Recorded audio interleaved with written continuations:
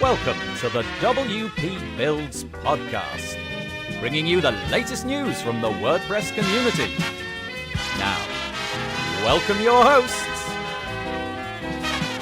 David Wormsley and Nathan Wrigley. Hello there and welcome to the WP Builds podcast once more. This is episode 117, entitled Using WordPress to Run Your Online Course with Chris Badgett from Lifter LMS. It was published on Thursday the 28th of February 2019. My name's Nathan Wrigley from pictureandword.co.uk, a small web development agency based in the north of England, and I won't be joined later by David Wormsley because it's an interview with Chris Badgett today.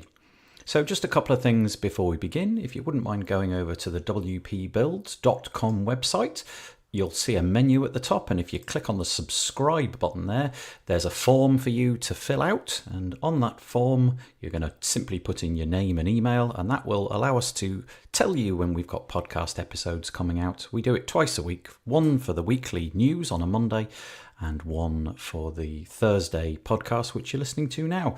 There's also links to sign up to the Facebook group. We've got 1,900 odd members there now, all talking about WordPressy things, so that's very cool. You can also go to our YouTube channel. I'd love it if people started to use this. There's a button on that page, and everything that we produce is on the YouTube channel, so that includes contribute episodes, demos, WordPress weekly news, the podcast, the whole lot. Also, if you want to be notified on Slack or Facebook Messenger, you can use those links. That would be really, really great. Thank you so much for those people that do that. wpbuilds.com/deals will get you heaps of money off lots of WordPress products. We've got a couple of webinars coming up, and if you go to wpbuilds.com/webinars, we've actually had to change the date of the Chris Badgett webinar because of some things going on in his life, but we've still got the Groundhog webinar coming up. We've got Social Web Suite, and we've renegotiated the time for the Lifter LMS webinar, so go and sign up to those, and if you don't attend at the time, you can at least watch the replay, so it's definitely worth signing up. wpbuilds.com/contribute. If you'd like to come on and talk to me about something cool that you've done recently, I'd really appreciate that. We'll share our screens and have a natter and put things on the internet with you on them, so that's really good. If you go over to wpbuilds.com/win, you'll be able to enter a competition. At the moment, we've got themify.me, and until the 12th of March, you'll be able to enter that competition to win 1 times lifetime club membership, 3 master club memberships, and 5 ultra theme memberships. Go and fill out your details, share it all over the internet, and you never know, you might win yourself a prize. Another one is /advertise. If you would like to be a part of the WP Builds community and advertise your product or service, I'd be most willing to talk to you. It really does help keep the lights on. And we've got banner ads and we've got audio ads, and you'll be hearing from our current sponsors in just a moment.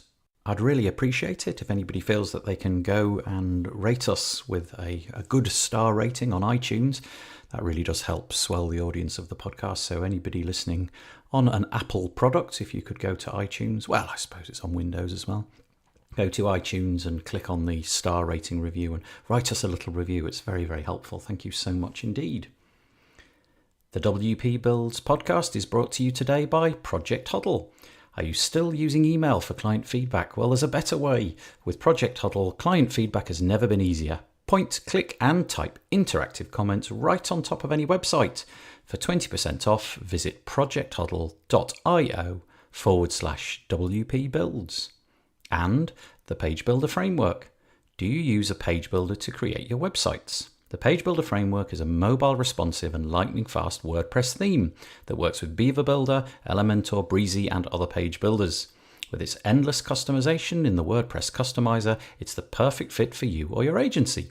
Go to wp-pagebuilderframework.com today. And WP Ultimo. Could you imagine having your own profitable network of WordPress websites that can be 100% set up and configured by your clients? Make it a reality with WP Ultimo. Payments, plans, limits, templates, customization, it's all taken care of. Just download the plugin, configure the options, and you're ready to go. Visit wpultimo.com today to find out more. And we really do thank all of our sponsors of the WP Builds podcast. Okay, today, episode 117, we're talking to Chris Badgett, one of the founders of Lifter LMS. If you've ever had any aspirations of running an online course, then you'll realize you need an LMS, a learning management system. Well, Chris and his company have got such a thing. It's a plugin for WordPress and it allows you to do pretty much everything. Design your course, create content, limit it, set up payment plans and so on and so forth. Everything you'd expect. And he's here today to talk about it. So I hope you enjoy today's episode. Hello, thank you for listening to the podcast. And we've got to the interview part. We're doing an interview this week. And today, all the way from North America, Maine, a place called Belfast, we have Chris Badgett. And I've pronounced his surname correctly because just a moment ago he told me you pronounce it like Inspector Gadget. Hi, Chris. Great to be here, Nathan. Yeah, it's a pleasure to have you. Now, Chris, if you don't know Chris's name, Chris is associated very, very heavily with a whole bunch of stuff around WordPress, but most specifically with a product called Lifter LMS. And you can find Lifter LMS, let me get this right at the beginning, at lifterlms.com, no spaces, no hyphens, lifterlms.com. Chris, what on earth is an LMS? So LMS stands for Learning Management System. And when I'm talking to somebody who, as you know, like this whole online course craze and membership site craze is really taking off, and it's been growing for quite some time. But I'd like to get clear on what the terms mean first. So there's an online course, there's a membership site, there's a learning management system, and depending upon who you're talking to, they're going to use different words to talk about similar and different things. So real simply, an online course is content structured into, kind of an organized format. When people talk about membership sites, they're either talking about protecting the content or locking it down or a recurring subscription model, or perhaps they're going to do courses, but they're also going to have all these other goodies inside the membership in addition to just educational courses. And then there's the LMS industry, the learning management system industry, which was born out of the e-learning or electronic learning industry. And that, what an LMS does, and Lifter, it meets all those needs. It's an online course platform. You can build a membership site with it, and you can do the learning management system. So the learning management system, the big thing to think about is the M. It's the management. So you can manage your students. There's all kinds of like reporting that goes into how people are progressing through your courses and your training. There's all kinds of data about student behavior, passing, failing, completing, last time they logged in, and so on. And Lifter can kind of hook into all that, and you can build, automations based off behavior. There's a bunch of things involved in that. But learning management system can manage one course. You could have multiple courses. You could have a complex membership site, or you could build a full-on online school or university. And then we've even got universities using Lifter to manage some of their e-learning or LMS needs. So it's scalable from like the one course, one person show, all the way up to the multi-instructor, lots of huge course catalog online school. It kind of feels to me, and a good analogy that I've just come up with, which might be terrible, but I'm going to say it anyway. It kind of feels to me like a university in the fact that you don't sign up to go to university and then suddenly arrive and expect somebody to just dump a load of paper on you and say, there you are, that's university, there. Go off and figure it out. It's kind of like somebody's there to enroll you. Somebody's going to be, providing you with the structure of what your week's going to look like, providing you with the next step and the next step. And then at the end of it, if you pass all the tests and so on and so forth, somebody's going to give you a piece of paper to say, look, you did it, go and show the world. So it's kind of like university in that it just guides you through everything. Your users arrive, are taken on a journey, everything's put in front of them at the right time, and they're encouraged to go to the classes and do the next thing and so on. So any good? Was that a good analogy? That's it. I think that's a great analogy. And this is where this was kind of born out of in the WordPress world is, I don't know, back in 2009, 2010, WordPress sites, when it was more content-based websites, this whole membership idea came out, and people would start building these memberships and put content behind a paywall. Yep. And, there was a great theme about a decade ago called Optimized Press, which kind of led the charge with WordPress and membership sites and content behind the paywall.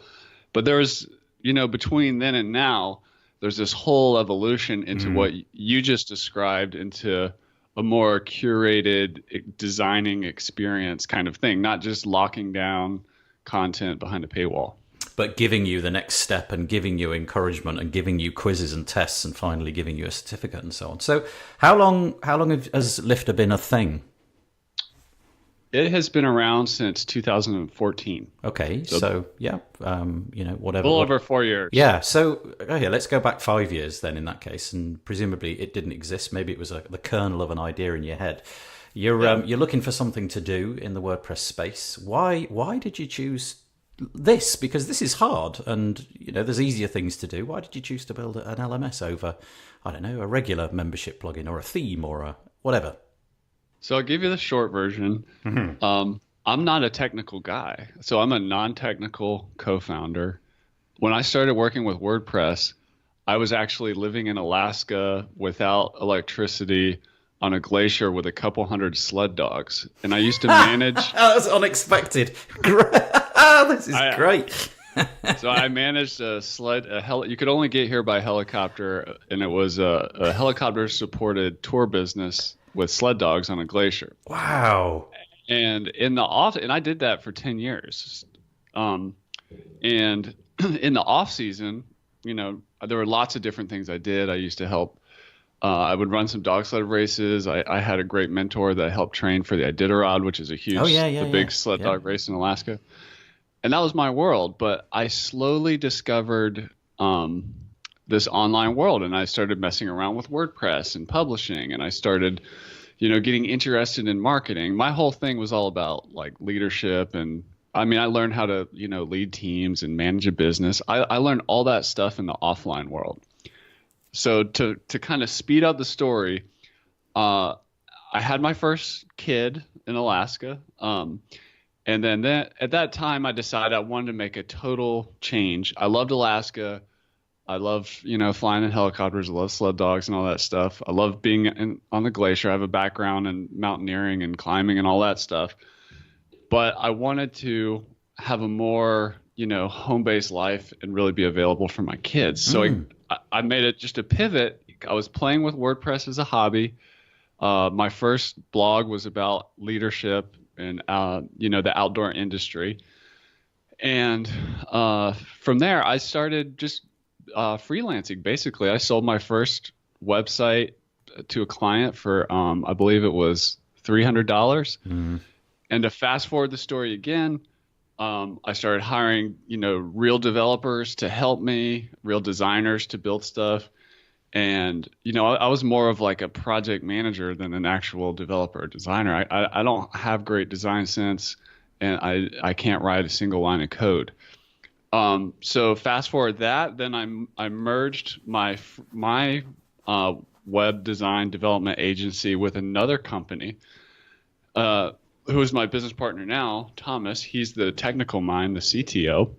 But we had no products. We were doing client work. And at this point, now we're doing like $30,000 projects, $50,000 projects, $80,000 projects built on top of WordPress. And we developed a specialization in membership sites and training sites. And that all came out of talent at the intersection of WordPress and Infusionsoft and understanding marketing and kind of this whole emerging expert industry. So you kind of like got led down that path by the kind of clients and the things that you were doing for them at the time. Incidentally, I am now going to start the Alaska podcast, and you are going to be guest number one, because I want to talk about that for the rest of this. I'm not. That's so interesting. Honestly, totally unexpected, and yet really, really, really interesting. Damn it, we're going to talk about WordPress instead. Okay. So an LMS is something that you sort of like got drawn into, you're doing them and so on. So changing tack slightly, not talking about Lifter particularly. LMSs are available all over the place. You know, they're not just WordPress. They are they're SaaS products. You can pay a subscription fee to an online platform. We've all come across the names. We know who they are. Why would we want to put this all on top of WordPress instead of just a monthly fee to some SaaS platform and do it that way instead? So you started this podcast with an analogy, so I'll give you an analogy here. Self-hosted, meaning owning the website with WordPress, using WordPress and having that control, versus hosted, where it's a SaaS company that you're renting space on and whatnot.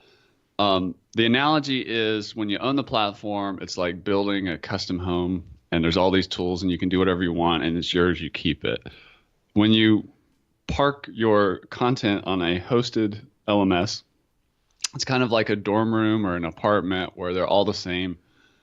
Like a lot of the sites, like I can tell when I'm on certain hosted platform sites because they all pretty much look the same. You can swap out, the logo and change the color palette or whatever. Yeah. But they're pretty standard, and that's not bad. There is a place for those.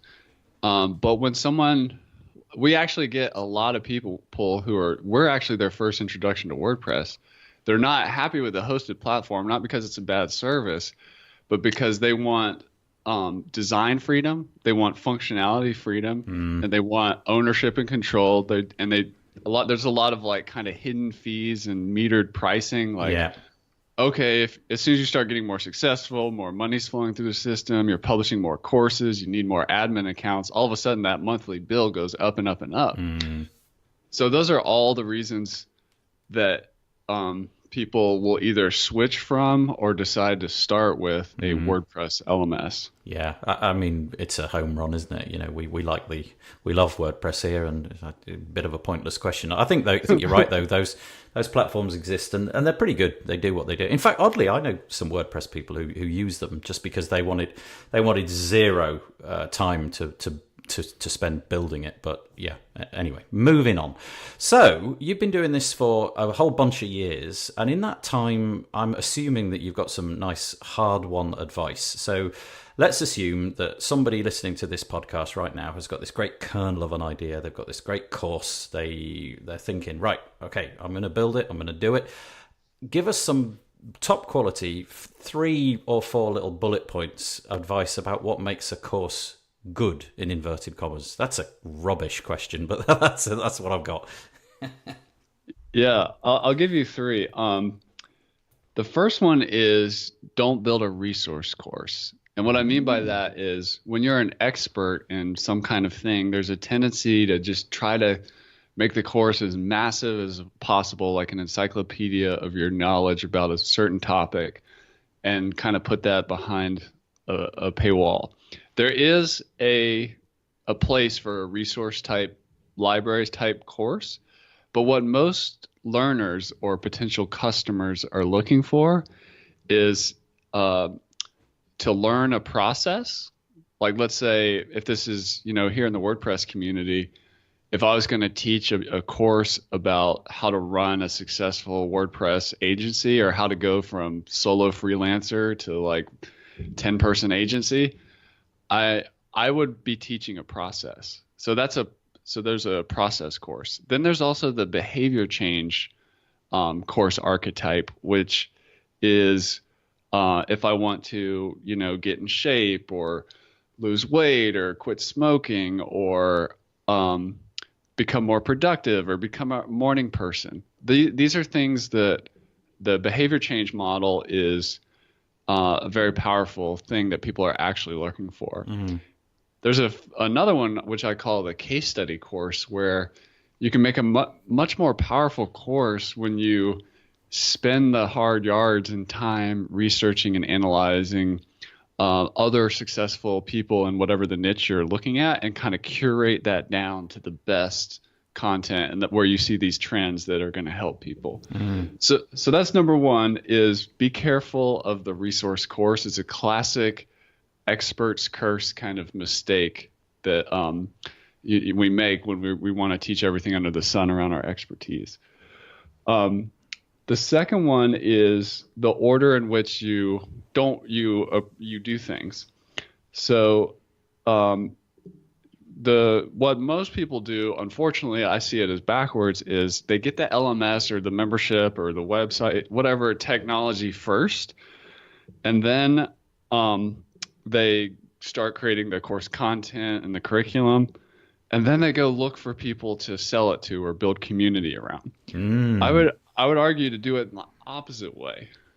As an expert, start with building community, then build the course content, or at least 80% of it, then go shopping for, software and tools, because those, when I see it go that way, they're like 90% more successful or higher chance of success.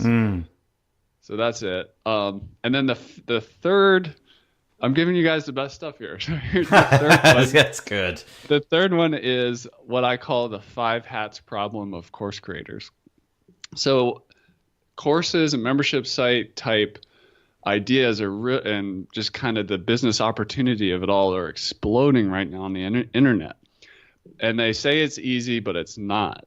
What I'm telling you is you have to be 5 people at once or build a team that can kind of fulfill these roles. And those 5 hats are: you have to be an expert, you have to be a teacher or instructional designer, you have to be a technologist, you have to be a community builder, and you have to be an entrepreneur.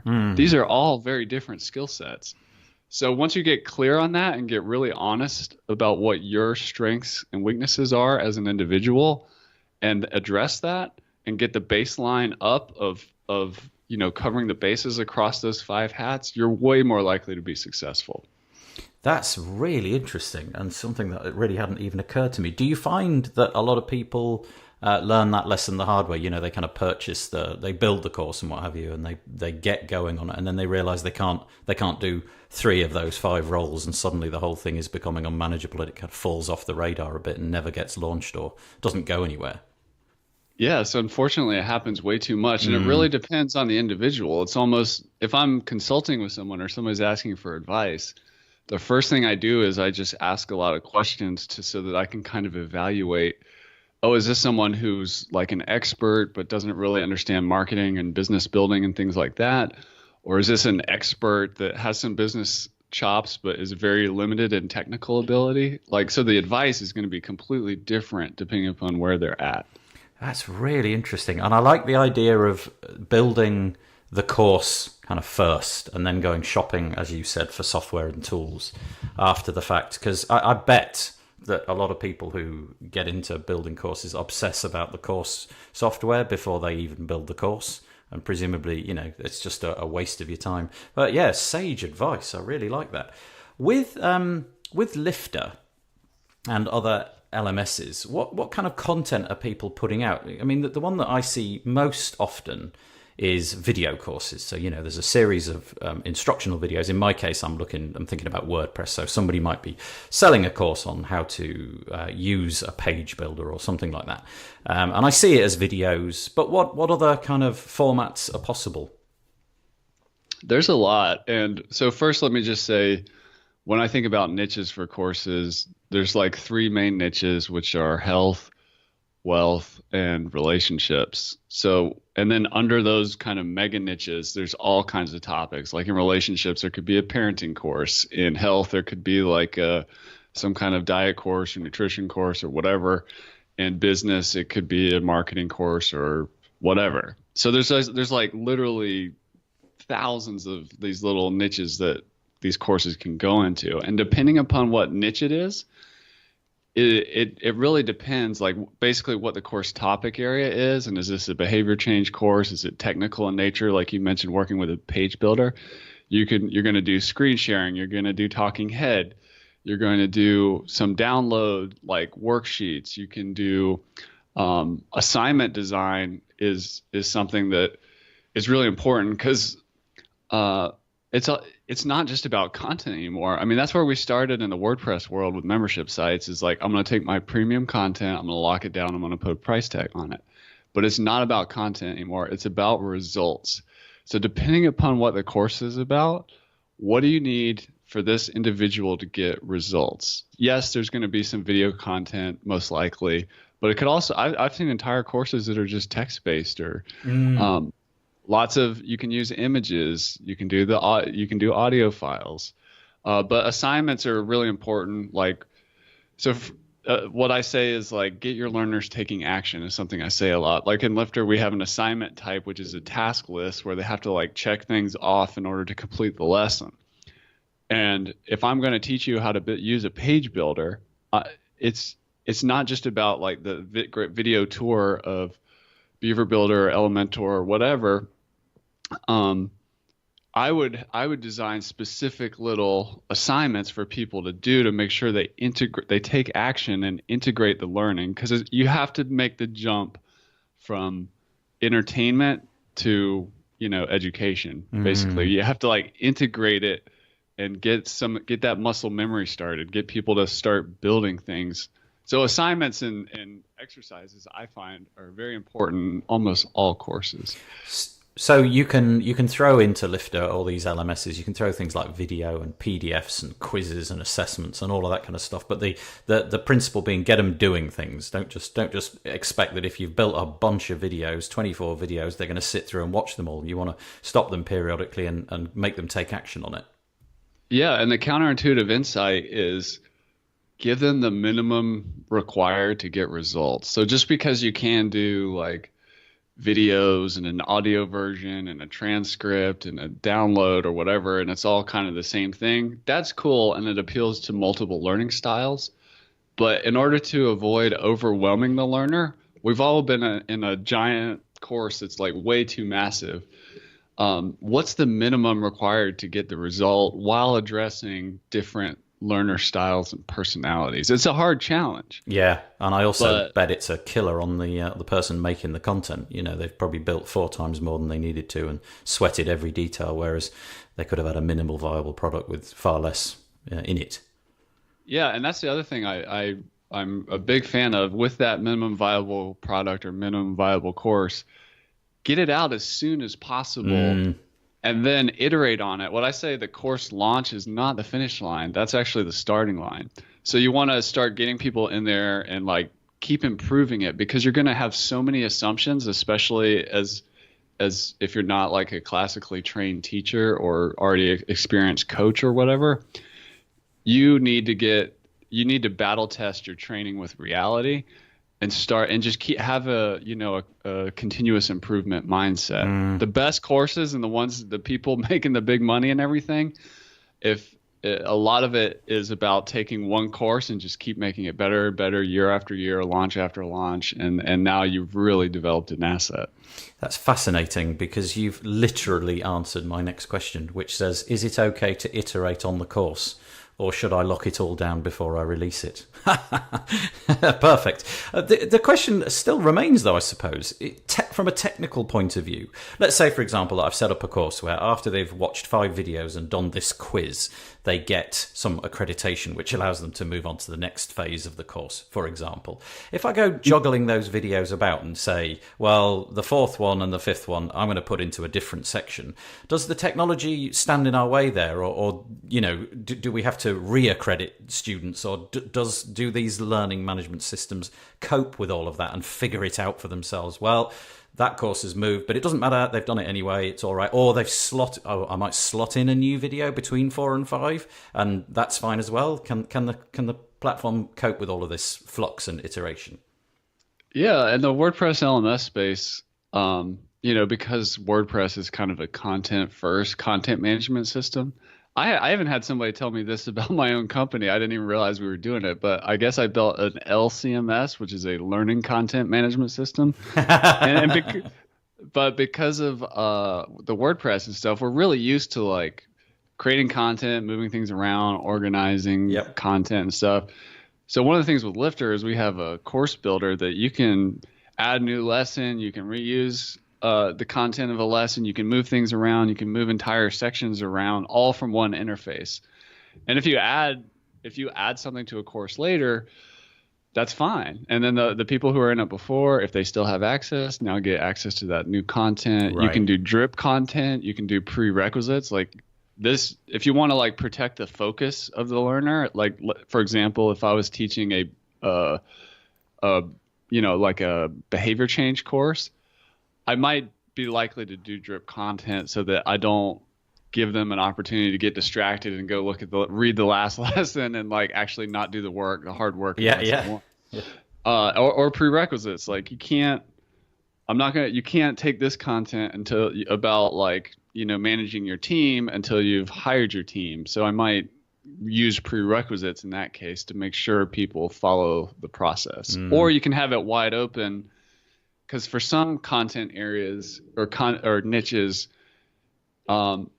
you want people to be able to go to the part of the course that is most important to them. One of the big kind of things I've learned recently is course completion is a big problem in the industry, but it's not the be all end all metric. Maybe somebody comes to your course about using a page builder or building an agency or doing some kind of marketing, and they got some gem out of lesson 5 that's all they needed, and they're good and they're successful. So completion isn't everything. So use drip content and prerequisites sparingly. They do have their place, but I think those kind of things have a tendency to get overused. Yeah. I'll bet there's a whole load of people who've embarked on the thought process of putting a course together and kind of got weighed down with too many details, exactly as we've said, and never got anywhere. But that's great. Great to know that, A, the advice is not to do that. Just get the minimal viable course out there. And B, that, you can iterate on it later. You can move things around. You can add elements. And apparently, according to Chris, the most successful courses are the ones that do exactly that. So, boys and girls, you've got no excuse. If you've got an idea for a course, go for it, because the platforms can accommodate you.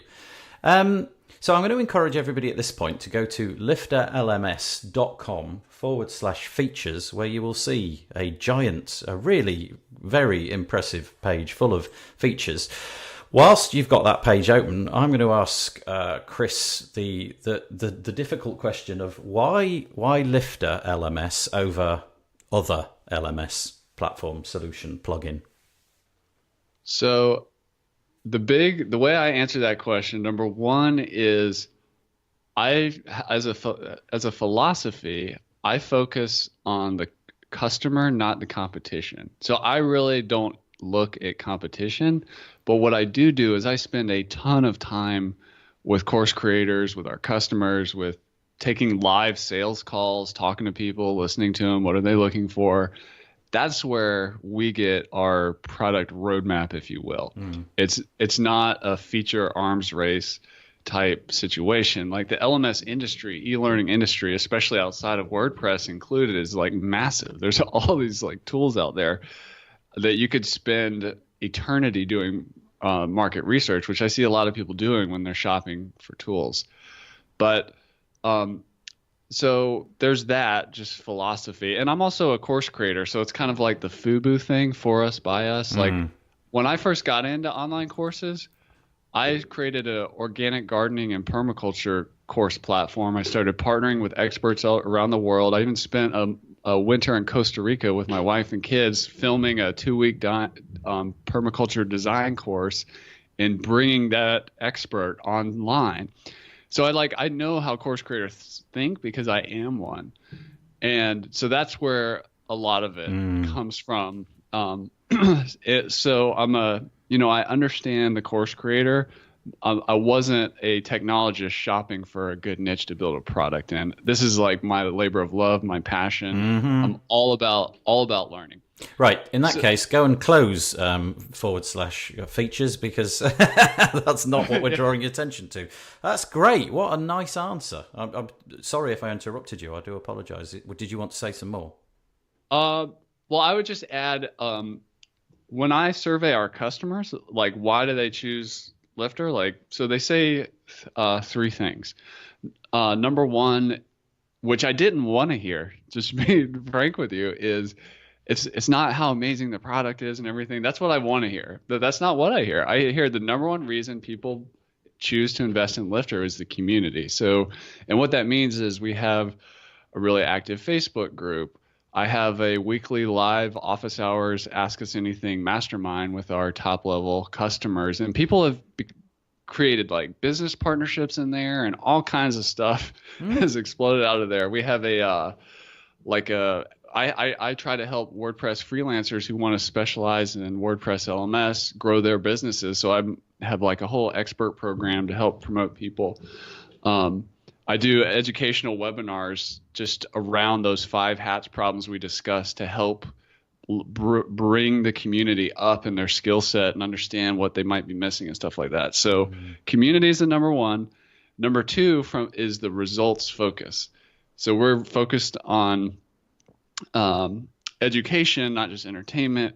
And what are the features required to get results? So you're correct. The features page is long. I don't think you should use everything, but what is needed to get results? If, for example, like Lifter, we have private coaching features. Like if you want to do a course for, let's say, $500, but have an upsell to do the course plus one-on-one private coaching for $5,000, we've got tools in place, the technology in place to facilitate that kind of e-commerce and private content kind of relationship and discussion within the platform. If you want to build a community as a value add, like we hear this all the time, if on course creator type interviews on podcasts and whatnot, as their customers say they came for the content, they stayed for the community. So if you want like a Facebook-like experience on your website, we have our own kind of Facebook-like experience, but on your website, not sending people over to a Facebook group to get distracted. So there's a lot of features, but it depends on what people need to get results. They need great content. Do they also need coaching? Do they need community? Do they need interaction with the instructors through like assignments and quizzes and tests and that kind of thing? So the features are there, but we try to help people design around results, not just content. Yep. Let's imagine, let's encourage everybody to go back to /features now. And let's imagine that I have got this idea. I want to build a course, I don't know, about anything. And I approach you and I say, look, I've settled on Lifter. It's what I want. And I've seen this feature page, which has got 100 or more different things that the platform can do. But I'm a little bit short of cash and I'm certainly short of time.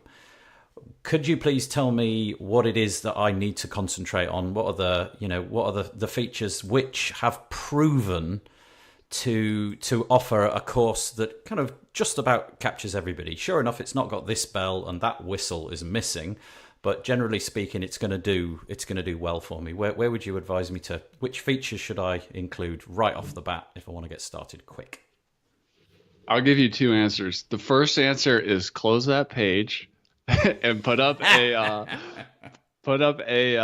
like a sales page, or just send an email or a Facebook post and offer private coaching. In the movie industry, this is called television, it's called a pilot.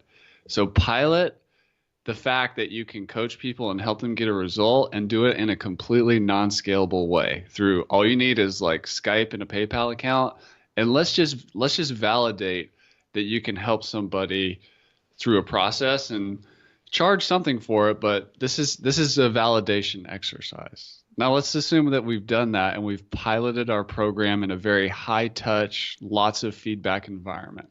Now let's open that page back up again. And with Lifter, one of our philosophies is, another one is, we try to give away as much value as we possibly can for free. So I would go get the free Lifter LMS plugin, which is incredibly powerful.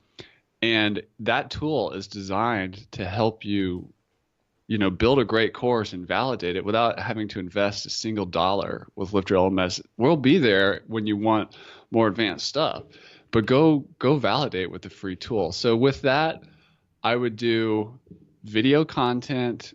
Because I guess let me back up and say, people tend to try to automate too early. So they do. They like launch a course, they build all the videos and everything, but it's completely automated, and depending upon their marketing ability or influence or whatever, they have a hard time getting started.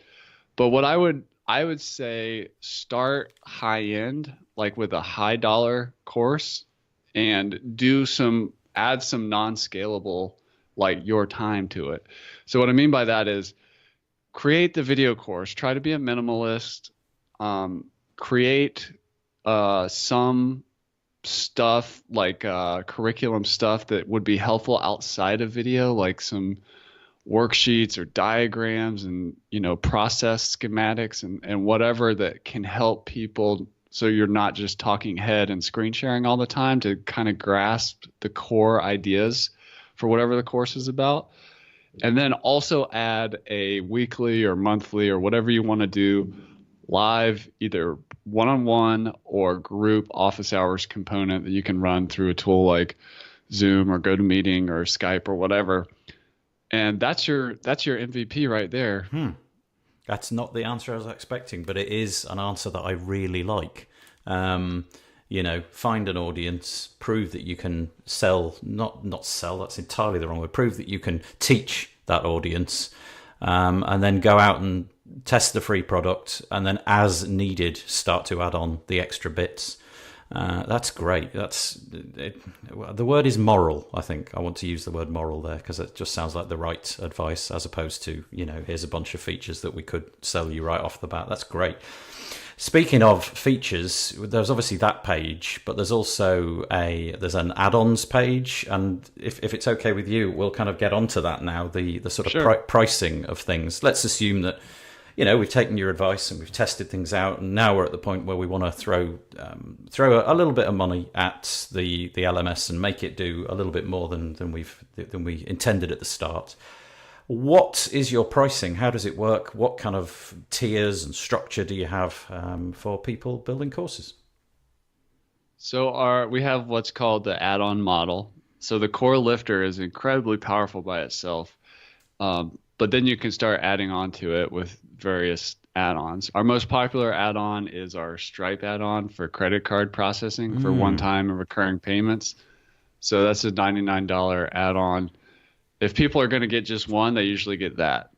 Or that if they're already a WooCommerce user, or they're selling other products besides courses and memberships, then our WooCommerce add-on is very popular, as well as our PayPal add-on. So that's like the e-commerce stuff. We integrate with a couple marketing platforms like MailChimp, which is super helpful. Like we were talking about earlier, building community both before and after the sale. Like if you're going to do a free course for lead generation, which is a great idea, you want to get those people on an email list, categorized by the fact that they're in the free course, and apply tags and things when they complete the course, and now you're ready for your selling opportunity. So that's the marketing automation stuff. Then we've got some integrations with forms, which is really helpful for if you want to require people to submit certain forms to collect data for either coaching or just course content type data exchange. That's super helpful. But basically, when people get to the point where like, that's cool, I need several of those, then they're probably going to look at our Universe bundle, which is our most popular seller, which has all that stuff in it. I forget the exact dollar value, but it's an incredible value. It's over $1,000 to buy all the stuff separately that's included in it. And then we have the Infinity bundle, which is our big bundle, and that has everything we talked about plus some advanced features, which this is where we really get into the Lifter LMS secret sauce, if you will. It's not that secret because I'm talking about it here, which is the focus on results. So this is where the advanced features come in, where you can have that social learning environment. So that's the social learning add-on. We've got assignments designed around results. So that there's a bunch of assignment types specifically around helping people get results. A bunch of advanced quizzing features where instructors can provide feedback and do manual grading and remarks to help open up that feedback loop and help get their students getting results. And we've also got that weekly office hours mastermind call, which is also designed around helping course creators get unstuck and get results and learn from each other, which has turned into a beautiful thing. Yeah. So those are things that are in the highest end package of the Infinity bundle. So all add-ons are, they're all available separately. Some people get like one thing or a couple things, but or you can just look at the bundles. Okay, so it's kind of like an a la carte sort of system. You sort of pick and choose what it is that you need and put them in as you need them.